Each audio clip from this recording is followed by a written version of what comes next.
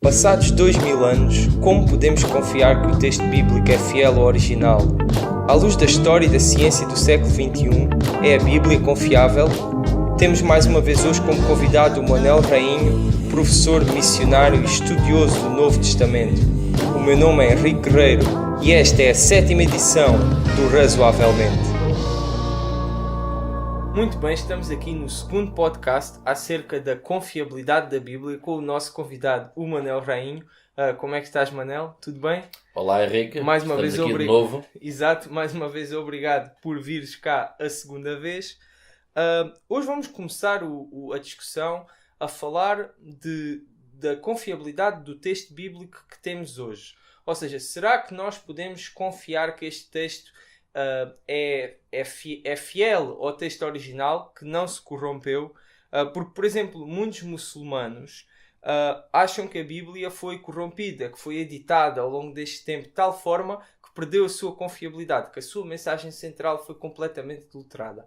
E muitas pessoas até dizem a Bíblia teve durante séculos a ser controlada pela Igreja, e a Igreja editou e corrompeu e por aí fora. E será que esta tese tem alguma credibilidade, ou será que a Bíblia é um documento confiável, que nós podemos confiar que o texto que temos hoje é o mesmo do que o original? Na verdade, a Bíblia de facto foi corrompida e foi alterada ao longo destes tempos. Mas como é que nós sabemos disso? Então vamos aqui recuar um bocadinho. Quando as pessoas abrem uma Bíblia, normalmente veem em algumas partes textos chamado em chavetas, não é? Em parênteses retos. Normalmente isso indica que o texto que ali está presente não estaria presente no texto original. O texto que está presente dentro desses parênteses retos não estaria no texto original.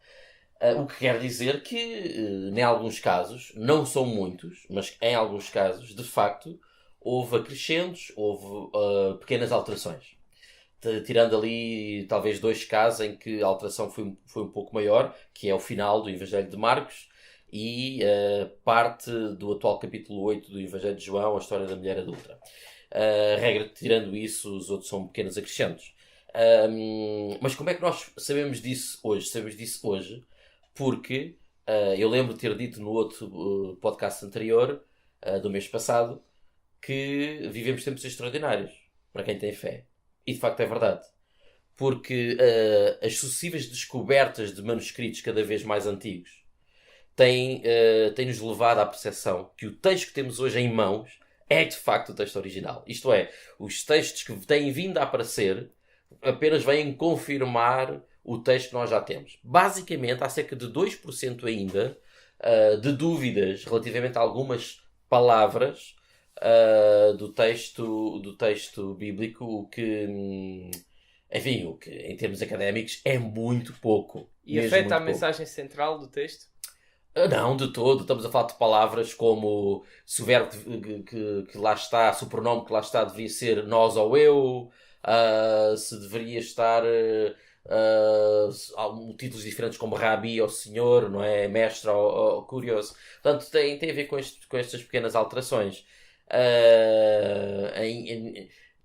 Que eu me lembro, em nenhum destes 2% de que ainda há algumas dúvidas. Porque é que ainda há algumas dúvidas? Que alguns manuscritos têm X e 50%, vamos imaginar, 50% em X, outros 50% têm Y. Não são 50%, obviamente, porque depois há todo aqui um critério de antiguidade que conta, claro, por aí fora. Mas cada uma, as palavras que estão incluídas dentro destes 2% são de facto irrelevantes para a teologia cristã. Posto isto, dizer que hoje em dia os académicos que não são cristãos confiam que o texto que compramos hoje numa livraria é de facto, corresponde ao texto original, é um feito extraordinário para o século XXI. Exato, e isso talvez aconteça porque, se nós formos comparar os escritos cristãos, por exemplo, o Novo Testamento, com outros escritos antigos, e usarmos critérios históricos e para isso, nós vemos que o Novo Testamento, por exemplo, tem fica muito bem na fotografia, comparado com os outros, né? Por exemplo, eu vou aqui citar alguns exemplos que trouxe para as pessoas também terem um bocado uma ideia de comparação. Por exemplo, os escritos de Platão foram escritos à roda do ano 400 a.C., mas o manuscrito o mais recente, a cópia mais recente que nós temos é de 1300 anos depois disso. E nós só temos 7 cópias. E será que nós vamos achar que Platão foi completamente corrompido e que não vamos confiar em nada, ou achar que ele nem sequer existiu por causa deste número? Ou então, se nós formos olhar, por exemplo, para o autor Tácito, que era um historiador, e tem, o livro Anais foi escrito no ano 100 depois de Cristo, cerca do ano 100 depois de Cristo. E a cópia mais recente temos é 1000 anos depois. E temos cerca de 20 cópias. Por exemplo, a Ilíada de Homero, que é um texto muito famoso, um bocadinho melhor na fotografia, escrito no ano 800 a.C., temos cópias 400 anos depois, que é considerado muito bom nesta comparação. Temos 647 cópias. E as pessoas podem estar a perguntar, então, e o Novo Testamento, como é que está na fotografia? O Novo Testamento foi escrito cerca de entre o ano 50 e o ano 100, e nós temos fragmentos do ano 114 depois de Cristo, ou seja, pouco mais de 50 anos depois de ter sido escrito. Temos livros inteiros de 100 anos depois, e temos o Novo Testamento completo de 200 anos depois, 300 anos depois.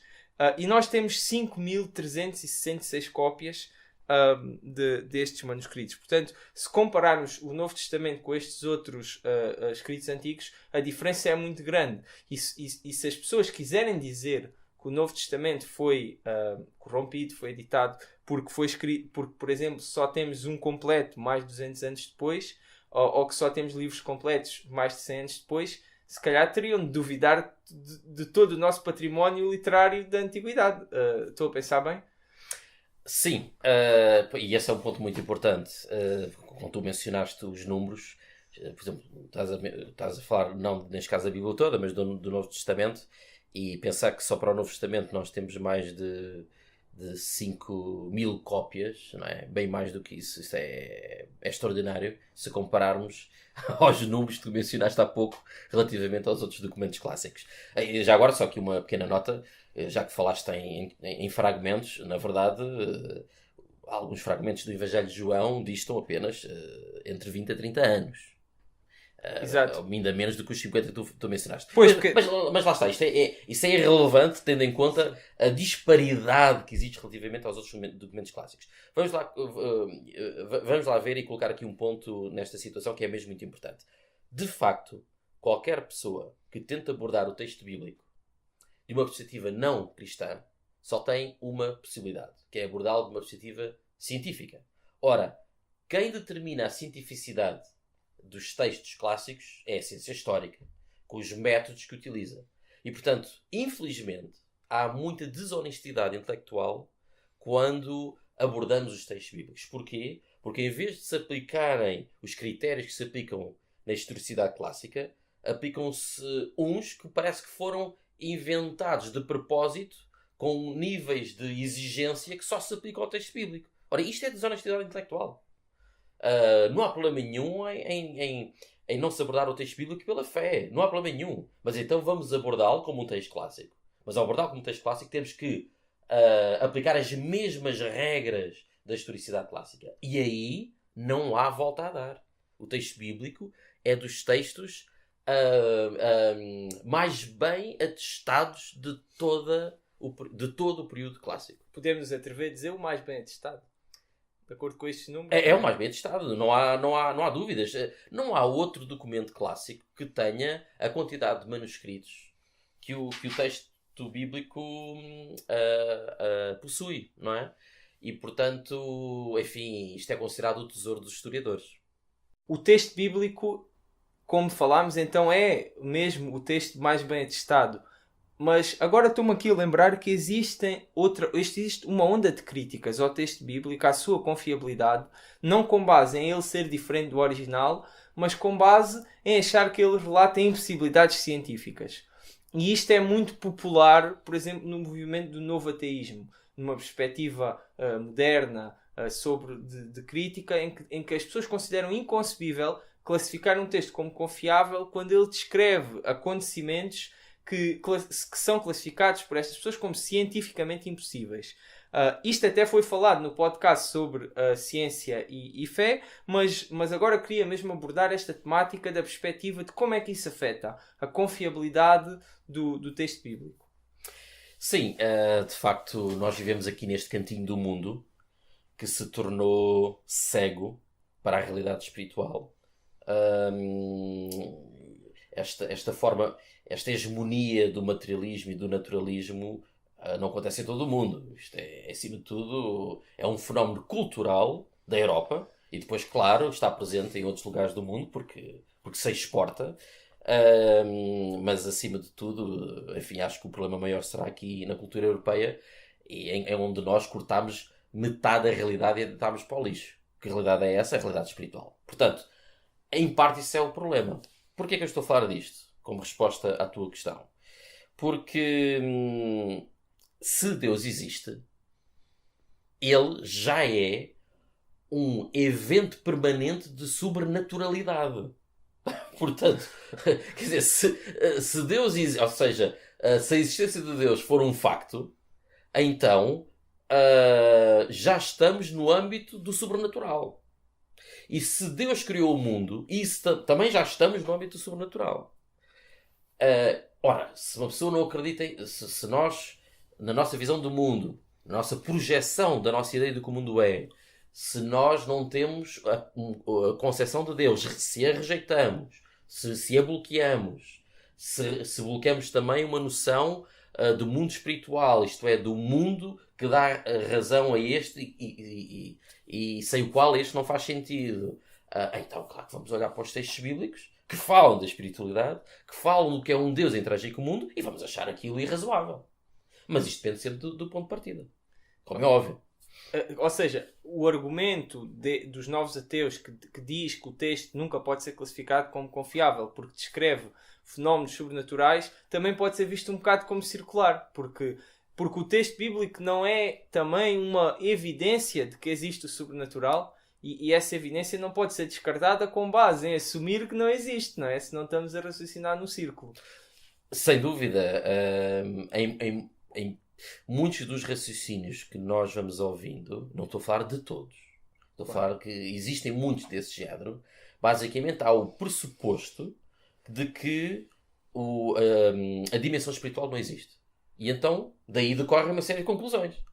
O problema é, se nós estamos a debater o pressuposto, não se pode a priori assumir esse pressuposto como verdadeiro. Ou então não estamos a debater, é apenas um diálogo de surdos. Faz-me lembrar aquela pessoa que vai a uma entrevista de emprego e exigem experiência para poder trabalhar. E, portanto, quer dizer, logo a priori se torna circular todo o processo, toda a argumentação. Caso estejas a falar de alguém que está à procura do emprego. Do primeiro emprego, claro. Exatamente. Portanto, nunca consegue encontrar, nunca tem experiência.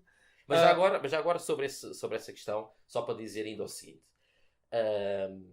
Na verdade, para sermos mais honestos, temos de reconhecer também há muitas aulas cristãs que têm dificuldade em lidar com a sobrenaturalidade presente na Bíblia. Portanto, seria um pouco desonesto falarmos só de pessoas que não são cristãs e que têm dificuldades com esses textos. Certo. E confesso que eu nunca entendi muito bem esse tipo de receios. Por exemplo, se nós acreditamos que Deus criou o universo, qual é a dúvida que ele tenha feito Cristo ressuscitar? Exato. Isso será muito inferior à criação do próprio universo. Será sempre bastante inferior à criação do próprio universo, em nível do ato sobrenatural. Sim, a nível físico, não é? Obviamente, quer dizer, se existe um Deus que criou o universo, o ato da criação do universo será sempre bem mais impensável do que o ato da ressurreição de Jesus, por exemplo. Certo. Eu estou a falar disso porque existem alguns setores cristãos que parece que depois têm dúvidas, e houve até uma moda, que ainda existe, uma moda no século XVIII, que é chamada o deísmo, que basicamente acreditava em Deus, num Deus criador, mas que depois achava que esse Deus não interagia com o mundo. Ora, o ato da criação já é o maior ato de interação possível. Portanto, se cria essa interação máxima, que é dar à existência o que antes era o nada, não é nada comparado ao ato de ainda intervir no mundo, ainda se relacionar com o mundo, com aquilo que nós chamamos de milagres, etc, etc, etc. E já agora aqui só um parênteses que eu gostaria de apontar e que me lembrei agora, a forma como nós falamos do milagre, não é?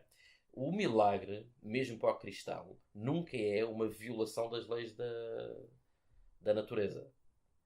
O milagre é a interação de uma força externa às leis da natureza. Por exemplo, se eu deixar cair aqui, enfim, tenho aqui o meu telemóvel, e se eu levantar o telemóvel e se eu deixar cair, ele vai aqui no chão pela lei da gravidade. No entanto, se eu deixar cair o telemóvel e irromper a minha mão pelo espaço segurando, eu evito que ele caia no chão. Eu não violei a lei da gravidade. Ele simplesmente, a lei da gravidade continua a existir, ele simplesmente não caiu no chão porque houve uma força externa que se misturou com a força, que interagiu com a força da gravidade, dando um resultado diferente. Ora, é exatamente isso que é o milagre. O milagre é a intervenção de Deus, daquilo que é a energia, a força de Deus, que interage com as próprias leis que ele criou, tendo como resultado algo diferente daquilo que seria, obviamente, de esperar, se essa intervenção não tivesse ocorrido. Exato. Portanto, o milagre não é uma violação das leis da natureza. As leis da natureza são válidas. Uma lei é tão boa quanto as suas suposições. E as leis da natureza são válidas quando está em vigor a suposição, a hipótese de que apenas fenómenos naturais estão em ação. Ocorre. Ou seja, se apenas fenómenos naturais estiverem em ação, causas naturais, então ao largar o telemóvel ele vai cair, não é? Obviamente. Se ninguém lá meter a mão. Obviamente. Mas se Deus intervém, então é um agente não natural e então as hipóteses da lei não se verificam, portanto a conclusão não se verificar não é uma violação. Obviamente que não. Não é? Obviamente. Seria tão ridículo dizer que isso é uma violação como dizer que a lei eletromagnética viola a lei da gravidade. Apesar que elas duas são naturais. Mas da mesma forma, se há forças distintas... Novamente voltamos à mesma questão. O problema de raiz é que não se acredita numa dimensão espiritual. Claro. Não acreditando nesta dimensão... É impossível, nós achamos estranho que haja uma interação entre estas duas dimensões. É a tal circularidade, não é? Obviamente. Agora queria falar aqui um bocadinho nós temos falado aqui de novos ateus, de críticos, mas queria falar aqui de um dos maiores críticos de hoje em dia à confiabilidade da Bíblia, pelo menos um dos mais populares, que é o Bart Ehrman. Se calhar muita gente já ouviu falar dele, já apresentou debates, já escreveu inúmeros livros. E ele é um historiador, ele afirma que já foi cristão e que depois deixou a sua fé. E ele é um historiador académico da Bíblia, mas ele diz que a Bíblia que não tem confiabilidade porque está repleta de erros. E ele escreveu livros acerca disso e defende isso. E ele, curiosamente, começou o seu caminho. Ele afirma que o início do seu caminho para fora da fé cristã foi precisamente ter achado que tinha encontrado um erro na Bíblia. E nós hoje, gostava de hoje analisarmos aqui um argumento que ele faz num suposto erro, que é a história do nascimento de Jesus segundo Lucas. Ele diz que existe aqui uma inconsistência histórica face à realidade. E gostava de nós analisarmos aqui um bocadinho em particular este argumento. E eu posso não conseguir fazer o argumento do Bart Ehrman da melhor maneira, portanto vou citá-lo e vou deixar o Bart Ehrman falar e fazer aqui o argumento, este argumento. Portanto, Bart Ehrman diz no seu livro Jesus Interrupted, Revealing the Hidden Contradictions in the Bible and Why We Don't Know About Them. Portanto, revelando as contradições escondidas na Bíblia e o que é que não sabemos acerca delas. Os problemas históricos com Lucas são ainda mais evidentes. Para começar, temos registros relativamente fiáveis acerca do reino de César Augusto e neles não encontramos nenhuma referência a um censo ao longo de todo o Império Romano em que toda a gente tivesse de se registrar voltando à sua terra ancestral. Tal coisa quase que nem dá para imaginar. José volta a Belém porque o seu antepassado David nasceu ali. Mas David viveu 1000 anos antes de José. Será que nós imaginamos que toda a gente no Império Romano tinha de voltar às terras dos seus antepassados de há 1000 anos atrás? Se tivéssemos um censo mundial hoje em dia e cada um de nós tivesse de voltar às terras dos nossos antepassados de há 1000 anos atrás, onde é que nós iríamos? Consegues imaginar a perturbação que isso ia causar na vida cotidiana se um censo universal destes acontecesse? E consegues imaginar tal projeto a nunca ser mencionado nos jornais? Não existe uma única referência a tal censo em nenhum documento da antiguidade, exceto Lucas. Há muito para se dizer acerca dessa situação e eu diria... Consegues voltar a citar a primeira frase dele? Os problemas históricos com Lucas são ainda mais evidentes. Eu diria que essa frase é surpreendente porque talvez a expressão correta fosse os problemas históricos com Lucas são os menos evidentes. Mexer com o Evangelho de Lucas e mexer com Atos, porque são ambos têm a mesma autoria, foi o mesmo autor que escreveu o Evangelho de Lucas e Atos dos Apóstolos, quer dizer, não há ninguém que não há um consenso acerca disto, portanto estamos a falar do mesmo autor. E mexer com este Evangelho é preciso. Eu diria o seguinte, olha, vou dar só um exemplo. Durante muito tempo considerou-se que algumas referências dos Atos dos Apóstolos e do Evangelho de Lucas estariam necessariamente erradas, porque este autor menciona ali elementos que mais nenhum outro documento clássico menciona. Ou quando os mencionam até de forma diferente. Posso dar aqui alguns exemplos para não estarmos a demorar muito tempo no assunto, sim, mas é importante depois para responder a Bart Ehrman sobre o censo mencionado no capítulo 2 do Evangelho de Lucas. Por exemplo, Lucas menciona uns tais de politarcas quando fala sobre os responsáveis civis da cidade de Tessalónica. Esse nome nunca foi mencionado em mais lado nenhum. Só Lucas usava esse nome para se referir aos responsáveis civis pela cidade de Tessalónica.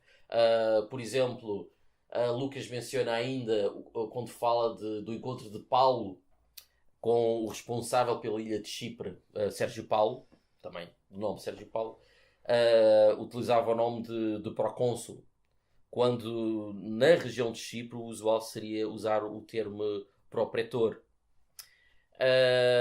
Outro exemplo, Lucas ainda falando sobre a região da Acaia, diz que houve um certo Gálio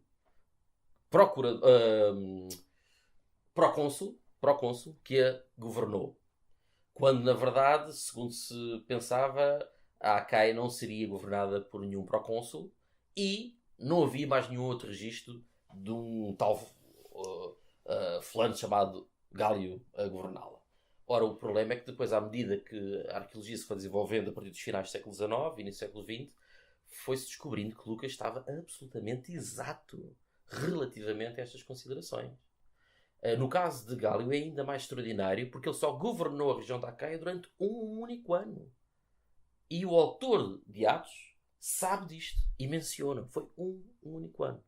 E poderia dar aqui mais exemplos, como por exemplo o facto de até Cícero se ter enganado relativamente à localização da Icónia, e no entanto o autor de Atos, que poderá com muita probabilidade ter sido Lucas,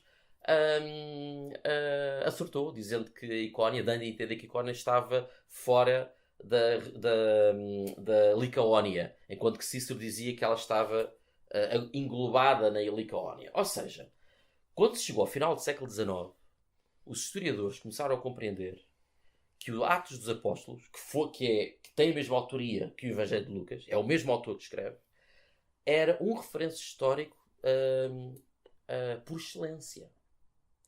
E começaram a abandonar esse ceticismo relativamente ao texto, por causa de ser um texto religioso, incorporando nas suas investigações históricas. E ainda hoje, estes textos são textos dignos de nota, de referência, para os historiadores. Posto isto, de facto, Bart Ehrman, que é um indivíduo, em alguns sentidos eu posso até comparar ao Donald Trump. Interessante. E explico-me. Claro. Usa muito, é uma pessoa que gosta de polémica e mais do que se ater à veracidade, não é bem a veracidade dos factos, eu diria que acaba por gostar de fazer uma tempestade no copo d'água, digamos assim. Usando muitos adjetivos para aquilo que ele sabe que vai criar polémica. Bart Ehrman é muito assim em todos os livros que ele escreve. Ora, Bart Ehrman está a atirar-se para a única coisa no Evangelho de Lucas e Atos em que de facto ainda está em causa. É a única. Mas quem ler o texto de Bart Ehrman vai pensar que o Evangelho de Lucas e o livro dos Atos dos Apóstolos é tudo assim. Não, ele foi agarrar-se à única coisa que ainda não temos uma prova direta do que ali está mencionado. Mas, em primeiro lugar, eu diria que quando se trata do Evangelho de Lucas e de Atos dos Apóstolos, nós temos que colocar travões a fundo. Porque um texto ou um autor que já demonstrou uma referência e uma exatidão histórica a este nível não pode ser considerado assim de anime leve como o Bart também está a fazer. Como é óbvio, e isto é próprio da ciência, quando há um texto que se tem revelado sempre digno de confiança em pormenores que até outros textos clássicos erraram, obviamente que ele passa a ser um documento paradigmático em relação ao qual se tenta descobrir o que aconteceu ou não aconteceu. Vale por si próprio. Obviamente tem de valer por si próprio. Quer dizer, é a única atitude científica a ter ao texto é de uma grande respeitabilidade. Posto isto, vamos à questão do censo de Quirino. De facto, segundo se pensa, Quirino... Não, e não só segundo se pensa, mas como, inclusivamente, há a atestação de que Quirino começou a governar a Judeia no ano 6 depois de Cristo, quando Herodes Antipas acabou por ser retirado. Portanto, há aqui a grande dúvida, porque se Jesus Cristo nasceu ainda Herodes o Grande estava vivo, portanto, em 4 antes de Cristo, como é que o censo, realizado por Quirino, que só começou a governar essa região em 6 depois de Cristo, ocorreu em 4 antes de Cristo.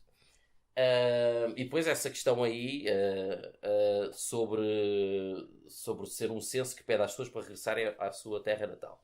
Ora, há aqui muitas questões a dizer sobre isto. Sobre isto, essa questão de regressar à terra natal, eu até acho estranho Bart Ehrman estar a dizer isso. Porque, de facto, há documentação que é colocada ali à volta de 104 depois de Cristo sobre Gaio Máximo, procurador, governador do Egito, que faz exatamente a mesma coisa. Nós temos documentação sobre esse governador Gaio Máximo, onde pede, dentro da região do Egito, pede para que, mesmo que eles estejam fora da sua província natal, possam regressar às suas terras natais para realizarem o censo. Portanto, acho estranho ele dizer que não há mais nenhuma outra referência destas sobre um tipo de censo como este. Eu, recentemente, ouvi um debate dele e ele falou disto no debate também. Portanto, isto é um argumento que ele considera importante e que ele reforça várias vezes. E falou desta história. De facto, acho estranho. Porque nós temos mesmo referências históricas de censos parecidos. Claro que não naquele tempo, mas 100 anos depois, claro, ainda debaixo da jurisdição romana. Quanto ao censo de Quirino, enfim, há muitas possibilidades. Eu diria que, como estamos a falar de Lucas e como estamos a falar de Atos, temos mesmo que ir com muita calma. Eu não posso tratar o texto assim, sendo a única aspecto em que ainda há algumas dúvidas. Nós sabemos que muitas vezes a administração romana colocava 2 governadores, um militar, outro mais administrativo, sobre as regiões mais problemáticas. Portanto, é possível que Quirino, e porque Quirino passou antes, portanto, passou ainda no tempo de Herodes o Grande pela Síria, portanto, é possível que Quirino tivesse sido nomeado como administrador militar daquela região ainda no tempo de Herodes o Grande. É possível. Não há referência sobre isso. É possível que se fosse um outro Quirino, que não fosse exatamente o Quirino que nós estamos aqui a pensar, enfim, pode haver tantas alternativas. O que não podemos ter é uma atitude essa atitude que Bart Ehrman está a ter de imediata dúvida sobre um texto que se provou absolutamente exato em cada um dos pormenores que aborda. E quase sendo este último em que ainda restam dúvidas. Porquê? Porque não há uma prova direta. Não é? Portanto, se calhar daqui a uns tempos vamos encontrar uma prova direta sobre isso. E ele aqui está a tentar pôr em causa a confiabilidade como um todo, não é? Nem sequer é só deste ponto, não é? Que o argumento dele é quase que, pronto, isto no fundo, como eu tenho aqui um problema, no fundo nada disto vale nada, não é? É o estilo trumpiano do Bart Ehrman. Agora, para terminar, gostava de refletir aqui um bocadinho sobre o Bart Ehrman à mesma, mas em relação àquilo que eu disse há bocado, que ele começou a pensar em abandonar a sua fé porque ele achou que podia haver um erro, porque podia ter encontrado um erro no Evangelho. E a minha questão aqui é: será que se alguém descobrisse por A mais B que nunca tinha havido um censo, ou que o censo não tinha sido, que as pessoas não tinham ido à sua terra ancestral ou por aí fora, será que nós disso podíamos deduzir que Deus não existe? Deduzir que Deus não existe? Eu não estou a ver como é que se pode fazer uma dedução dessas. Mas muita gente, eu conheço pessoas que me dizem: bom, eu não acredito em Deus porque acho que a Bíblia que não é confiável. Olha lá o Quirino, é um erro, portanto Deus não existe. Senão... Não decorre logicamente, não há forma de fazer um argumento lógico tendo como conclusão a não existência de Deus a partir de alguma incongruência bíblica. Enfim, se existir alguma incongruência bíblica, isso será sempre um debate interno dentro do cristianismo. Será sempre um debate teológico, do que é que isso significa teologicamente. Mas agora, concluir daí que Deus não existe, não há mesmo forma de fazer um argumento válido. Porque o problema aqui, obviamente, também tem a ver com a natureza daquilo que chamas a palavra erro, e o que é que isso pode significar. Eu estou-me a lembrar pelo menos de 2 ou 3 formas em que esse argumento seria inválido. Por exemplo, a respeito de comunicação, não é? Vamos imaginar, eu para comunicar com a minha filha, que ainda tem 20 meses, eu tenho que descer ao nível dela. E quando eu tenho o objetivo X, de comunicar X, eu deixo ao nível dela acerca de Y e Z, e este Y e Z não são necessariamente exatos no mundo real, mas são aquilo que eu sei que é a sua compreensão acerca do mundo. E obviamente que o objetivo de uma dada comunicação seria aqui eu comunicar com a minha filha não acerca de Y e Z, mas acerca de X. Então eu uso Y e Z, ou seja, vou buscar essa compreensão, esse entendimento da minha filha para lhe comunicar X. Portanto, e aqui não se pode provavelmente considerar um erro. Nós temos o exemplo disso nas Escrituras. Por exemplo, quando Josué manda parar o sol, não é? Enfim, nós hoje sabemos que não é o sol que andava à volta da Terra, mas a Terra que andava à volta do Sol, certo? Portanto, mesmo que o Sol tivesse parado à luz, vamos imaginar, do universo total, a Terra continuaria a girar sobre si própria e, portanto, continuaria a vir dia e noite. Então, o que acontece ali nas Escrituras é que há uma linguagem fenomenológica, isto é, os autores descrevem aquilo que é visto. Aquilo que é visto. E a nível da comunicação as coisas são feitas dessa forma. Eu costumo usar o exemplo já usado por um filósofo, enfim, que não aplicava isto em termos de temáticas da fé ou da religião, mas eu vou aplicá-la agora. Por exemplo, se tu estiveres num bar a conversar comigo e queres mencionar um homem que está ao balcão, queres apontar para ele e queres conversar, queres-me avisar alguma coisa sobre ele, e tu sabes que eu penso que ele está a beber martini. E diz, olha ali, repara ali rapidamente no homem que está a beber martini. Mas na verdade ele está a beber um licor beirão. Será que cometeste um erro? Quer dizer, não, porque a nível de efeito de comunicação, tu desceste ao meu nível, usando o conhecimento que eu tinha, que ele estava a beber um martini, porque o objetivo não é falar, desculpa a expressão, enfim, da irrelevante bebida. O objetivo era falar acerca do homem. Então tu mencionas o homem a partir do conhecimento que eu tenho. Portanto, na verdade, foste eficaz na tua comunicação. Não cometeste nenhum erro, foste eficaz, tu desceste ao meu nível. Ou até posso dar um outro exemplo. Agora, indo mais de encontro àquilo que à noção de erro que nós temos. Vamos imaginar então que, por exemplo, sei lá, alguns relatos podem não combinar nos pormenores, não é? Mas imagina um agente da polícia judiciária, não é? Um investigador estar a investigar um assassinato e estar a ouvir as diversas testemunhas, e as testemunhas, umas dizem que viram alguém aproximar-se do local onde apareceu o corpo às 2 da tarde, outras dizem que foram foi uma multidão, não foram só uns, foram uns 3 ou 4.